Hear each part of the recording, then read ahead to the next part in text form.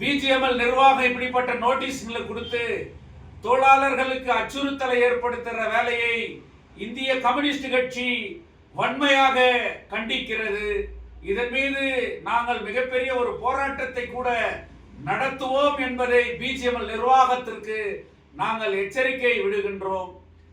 பல்வேறு விதங்களில் தங்கவயலிலே போராட்ட குரல் வந்து நிற்கிற நேரத்தில் இன்னைக்கு இந்த எம்பி மற்றும் எம்எல்ஏ இந்த தொழிலாளர்களுடைய வீடுகளை சொந்தமாக்குவதற்காக என்ன முயற்சி எடுத்திருக்கிறார்கள் என்பதை கூட இன்னைக்கு மக்கள் மத்தியில் தெளிவுபடுத்த வேண்டிய கடமை அவங்களுக்கு இருக்குது.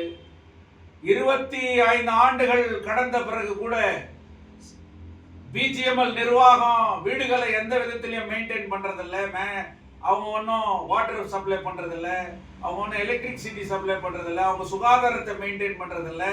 ஆனா வீடுகளில் இருக்கக்கூடிய ரெண்டுகளை இன்னைக்கு கட்டணும்னு சொல்லி ஒரே நேரத்தில் ஆயிரக்கணக்கான ரூபாவை தொழிலாளர்கள் கட்டணும்னு சொல்லிட்டு இன்னைக்கு நோட்டீஸ் கொடுத்துட்டு இருக்கிறாங்க. கம்பெனி கோர்ட்ல பிஜிஎம்எல் கேஸ் பெண்டிங் இருக்குது. இந்த சொத்து யாருக்கு சேரணும், யார் எவ்வளவு சொத்து இருக்குது, எவ்வளவு வீடுங்க இருக்குது, எவ்வளவு மண்டபம் இருக்குது, என்னென்ன அசட்ஸ் இருக்குதுன்னு சொல்லிட்டு கம்பெனி கோர்ட்ல கேஸ் இருக்கும்போது பிஜிஎம்எல் நிர்வாகம் இப்படிப்பட்ட நோட்டீஸ்களை கொடுத்து தொழிலாளர்களுக்கு அச்சுறுத்தலை ஏற்படுத்துகிற வேலையை இந்திய கம்யூனிஸ்ட் கட்சி வன்மையாக கண்டிக்கிறது. இதன் மீது நாங்கள் மிகப்பெரிய ஒரு போராட்டத்தை கூட நடத்துவோம் என்பதை பிஜிஎம்எல் நிர்வாகத்திற்கு நாங்கள் எச்சரிக்கை விடுகின்றோம். தங்கவயலிலே இன்னைக்கு இளைஞர்கள் நம்மளுடைய பிரச்சனைகளை தெரிந்து கொண்டு உணர்ந்து போராட்டத்திற்கு ஆதரவாக அவர்கள் எல்லாம் வரணும் அப்படின்னு சொல்லிட்டு இன்னைக்கு நாம கேட்கிறோம் அப்படின்னு சொல்லி பல்வேறு பிரச்சனைகள் இன்னைக்கு இருக்குது. முக்கியமா இது பட்ஜெட்டை பத்தி சொல்றதுக்காக இந்த பிரஸ் மீட்டை நான் அழைச்சேன். அதனால தங்கவயல் மாநில அரசு 3 நாமத்தை போட்டிருக்கிறது. இனி இந்த தொகுதிக்கு எங்கே தொழிற்சாலை வரும், எங்கே எல்லா பிரச்சனைகளும் தீரும், ஒரு மாற்று திட்டத்தை மாநில அரசு இன்னைக்கு பட்ஜெட்ல நிராகரிச்சிருக்கும் போது எப்படி நமக்கு ஒரு நல்வாழ்வு பிறக்கும் என்பது கூட கேள்விக்குறியாக இருக்கிறது.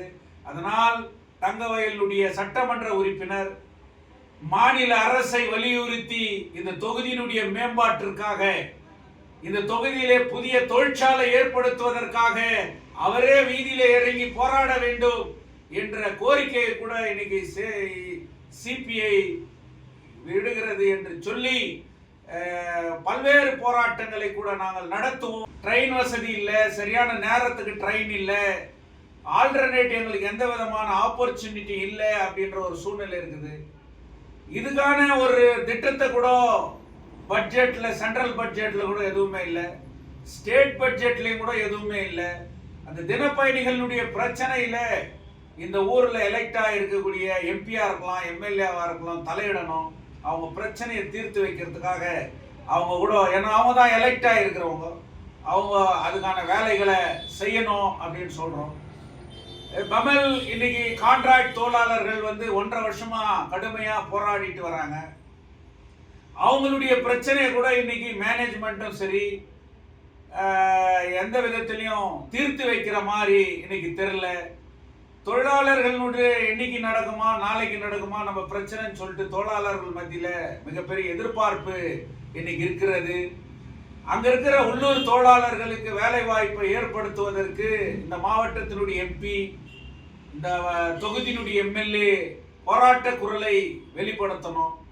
அவங்க போய் மனு கொடுக்கறது இல்லை, அவங்களே களத்துல ஃபீல்டில் இறங்கி தொழிலாளர்களுக்காக இந்த மண்ணில் அநியாயம் நடந்துருக்குது அப்படின்றதுக்காக அவங்க அந்த தொழிலாளர் பிரச்சனையில தலையிடணும் அப்படின்ட்டு இன்னைக்கு நாங்கள் கோரிக்கையை வைக்கிறோம்.